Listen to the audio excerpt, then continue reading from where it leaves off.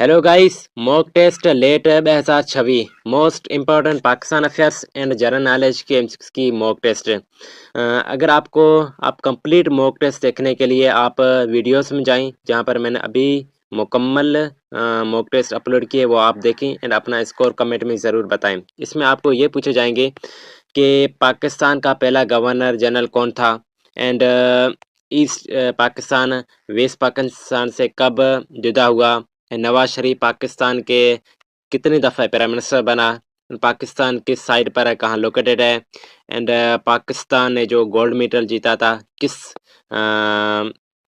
Game में जीता था, एंड एरिया वाइज के लिहाज से पाकिस्तान का जो सबसे बड़ा सूबा कौन सा है, पॉपुलेशन के सबसे बड़ा सूबा कौन सा है, एंड पाकिस्तान एंड अफगानिस्तान के बीच में जो बॉर्डर उसका नाम क्या है। ये कंप्लीट आप मॉक टेस्ट देखें, मेरे वीडियोस में जाकर मैंने अभी अपलोड किया है, वहाँ पर आप देखें एंड अपना स्कोर कमेंट में ज़रूर बताएं।